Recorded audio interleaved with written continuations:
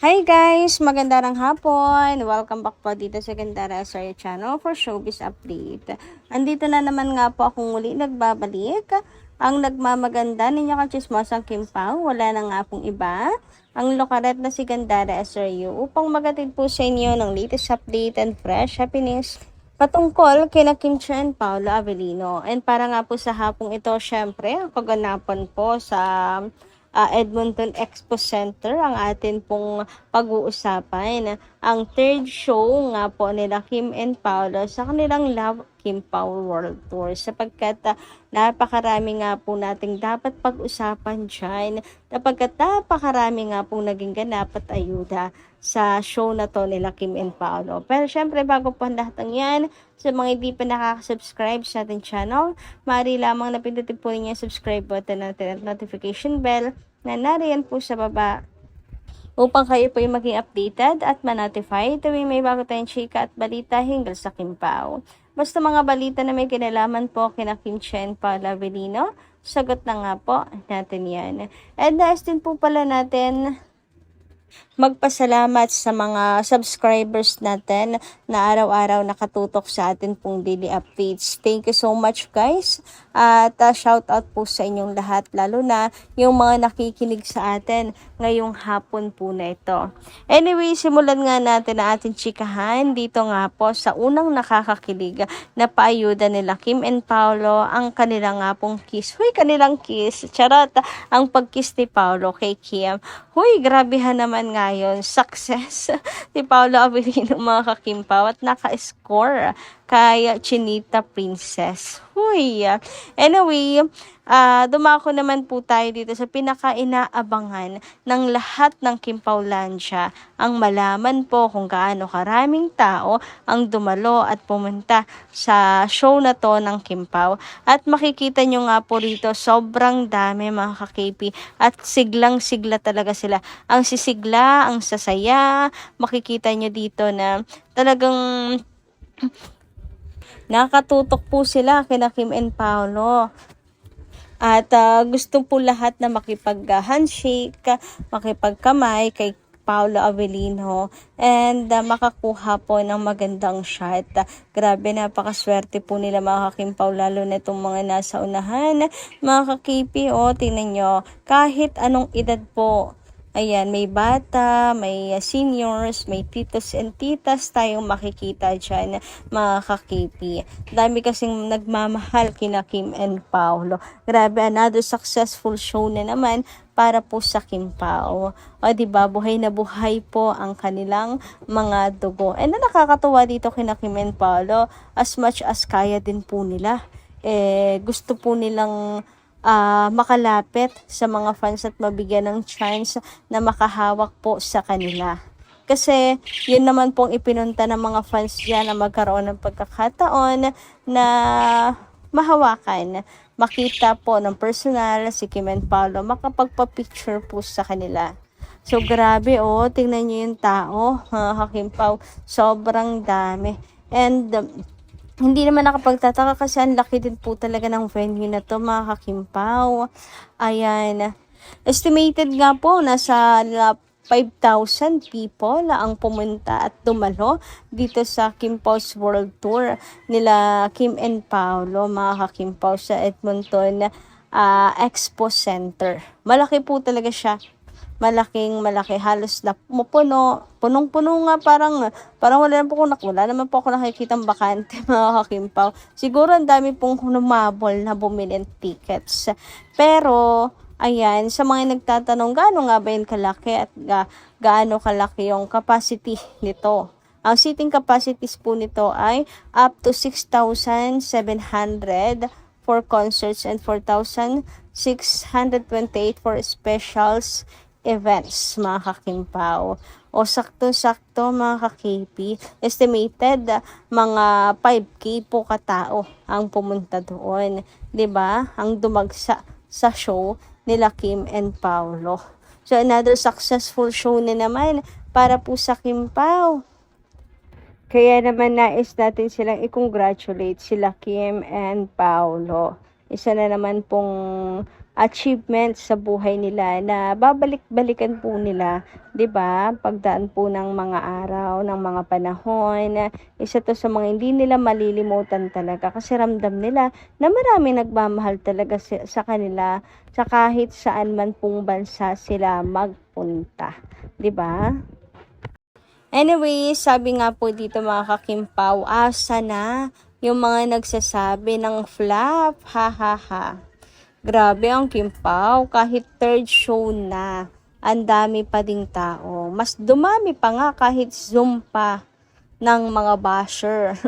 Congratulations Kimpaw, so much love and support talaga ang hatid ng Kimpaw Lanchas sa Edmonton.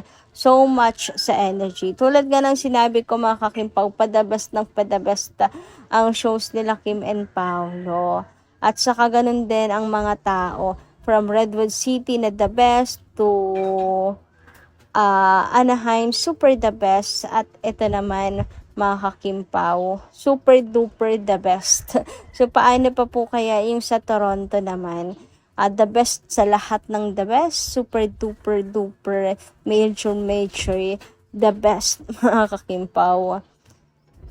And syempre dahil last show po yan na nila Kim and Paolo, sigurado na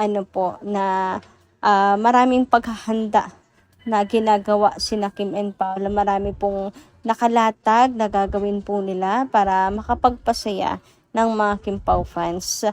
Lagi naman pong espesyal mga ka-KP ang last. Pero hoping mga kakimpaw na pagbalik po nila ng Pinas ay meron pa din po silang show dito. Ayan. Huwag nila kakalimutan ng Pilipinas, di po ba? And sabi nga ni Paolo, hope more to come. Mga kakimpaw, gusto ata talagang libutin ni Paolo Avellino ang buong mundo nang kasama si Kim Chiu. Ipangalandakan sa buong mundo ang kanilang relasyon. Huy, wala talagang literal na walang kapaguran kay Kim. Di ba sabi po niya, hindi siya mapapagod na makatrabaho si Kim. So, eto na yon, siya pa yung nagre-request, mga kakimpaw. O, diba? Hindi ganyan ang dating Paolo Avellino. Wag kayo. Anyway, dumako naman po tayo dito sa post ni Honey sa X. Ayan guys, follow niyo po yan siya. Ayan, sugod na po kayo sa X. Paki-follow na lang po ito. Sabi niya, Best Leading Man, Major in Nonchalant, and Bachelor of Cutie Pie, Kim Tupaw. Huy, Kim Pao Sparks Edmonton sa true. Pero kahit ganun pa man mga kakimpaw na nonchalant and bubbly mga kakimpaw, magka-contradict man sila ng pag-uugali dito, swak na swak naman po sila. Bagay na bagay. Templadong templado ng tamang-tama mga kakimpaw. Kaya nga nababalansi both yung buhay nilang dalawa kasi parehas po nilang nababalansi ang buhay ng isa't isa. Dumating ang Kim Chiu na masiyahin sa buhay na malungkot ni Paolo Avellino at walang kabuhay-buhay. Then dumating naman ang isang kalmadong Paolo Avellino sa napaka-hyper na buhay ni Chinita Princess. O diba? Anyway, dumako naman tayo guys dito sa comment po ni Ma'am Leoncia Talian. Magandang hapon po sa inyo. Ang sabi niya, Kim, surrender everything to God. God had the best timing and plan for you. You are beautiful, kind-hearted, selfless, and down-to-earth. Not pretentious, but honest and genuine. No matter what happened to you, someone will value and love you and proud of you.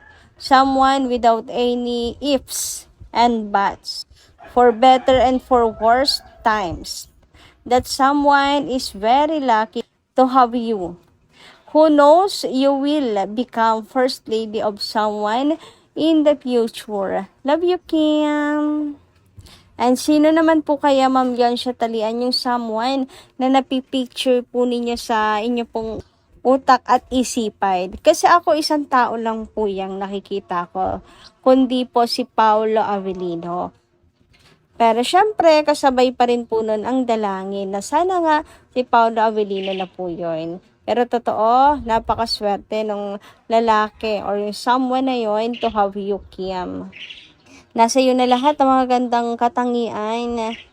Mabait, matulungin, masipag, madiskarte, bubbly, maganda kasama, magaan kasama, gym body, masiyahin at independent.